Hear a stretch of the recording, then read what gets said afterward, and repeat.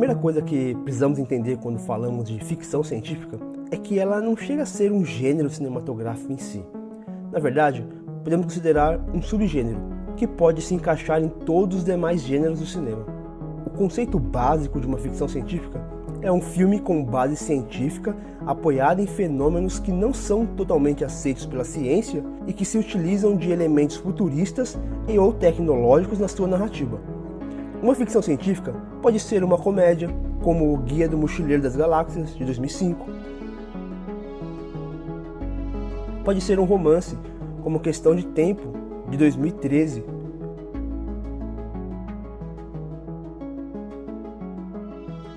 Pode ser um terror, como Alien, o Oitavo Passageiro, de 1979.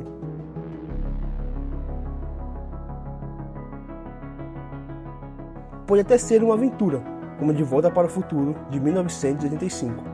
Ou seja, pode ser todos os gêneros que ela se propõe a ser. Durante muito tempo, esse subgênero foi encarado como filme B pelos estúdios, pois eram filmes com baixo orçamento e pouco público. Mas a partir do final dos anos 60, esse cenário começou a mudar, e começamos a ter diversos estúdios investindo forte em ficções científicas.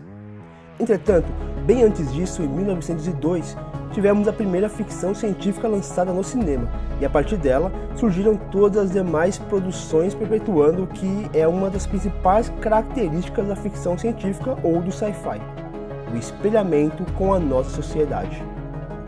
Pegue o primeiro sci-fi do cinema, Viagem à Lua, de 1902, dirigido por Georges Méliès. O filme é simples e mostra um grupo de 5 astrônomos que viaja à Lua numa cápsula lançada por um canhão gigante. Apesar de ser um filme bem simples para os padrões de hoje, na época foi algo pioneiro na proposta de técnicas cinematográficas como a sobreposição, fusão e exposição múltiplas de imagens. Além disso, o filme traz uma crítica a valores hierárquicos da sociedade moderna francesa, sempre muito finos, quase aristocrática, mas que, quando colocada diante de um evento tão grandioso, se torna patética e minúscula. Depois tivemos outro clássico em 1927, chamado Metrópolis, dirigido pelo alemão Fritz Lang. Metrópolis mostra o medo da escravidão humana imposta pelas elites por intermédio das linhas de produção e de trabalho mecanizado. Há uma clara crítica ao elitismo e suas discriminações por classes que é tão presente hoje quanto era naquela época. O domínio capitalista dos meios de produção por parte de grandes corporações é tema central de Metrópolis.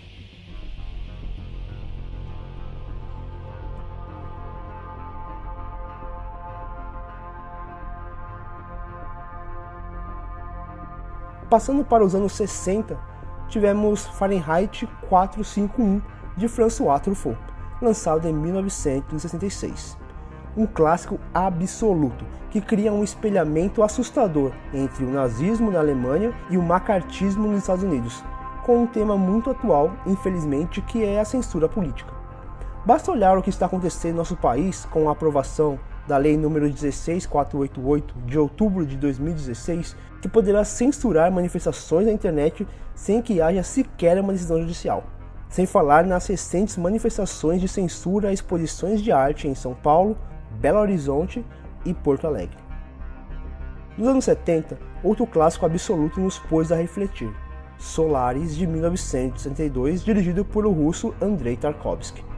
Solaris é um filme existencial sobre um planeta que lê pensamentos humanos e tenta recriar um modelo para eles.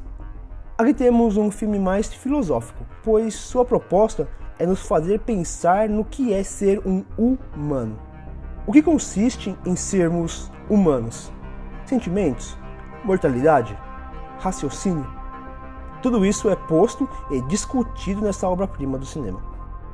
Já nos anos 90 conhecemos a Matrix e seu discurso sobre realidade, mito da caverna de Platão, luta contra a realidade virtual que escraviza a humanidade e liberdade de escolha.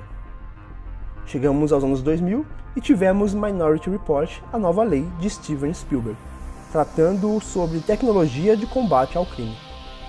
Mas o foco do filme é destino versus livre-arbítrio. Devemos punir alguém por algo que ele não cometeu, mas que potencialmente cometeria? Devemos interferir no livre-arbítrio do indivíduo ainda que seja para prevenir uma ação criminosa? E agora, na década de 2010, tivemos ótimos filmes que discutem a nossa humanidade, como Gravidade, de 2013, dirigido por Alfonso Cuarón, que fala sobre solidão e redenção. Tivemos Interestelar, de 2014, dirigido por Christopher Nolan, que fala sobre paternidade, amor e confiança. Tivemos Mad Max, Estrada da Fúria, de 2015, dirigido por George Miller, que fala sobre feminismo e idolatria.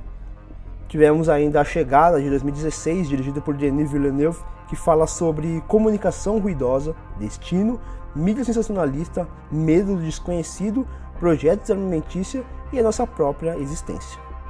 E finalmente chegamos a 2017 com o aguardado Blade Runner 2049, que trouxe de volta os replicantes e todo o seu existencialismo. Divisão de classes, preconceitos, cegueira intelectual e supremacia dos que detêm poder são temas tratados com muita competência nesse novo Blade Runner.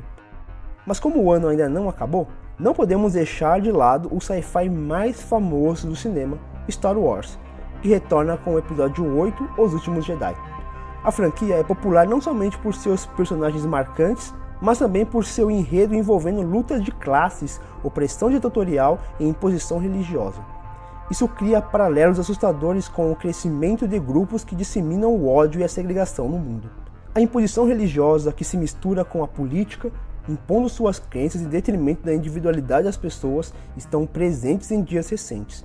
E ainda que estejamos falando de histórias ficcionais, temos exemplos suficientes para concluirmos que esse não é o caminho que devemos seguir.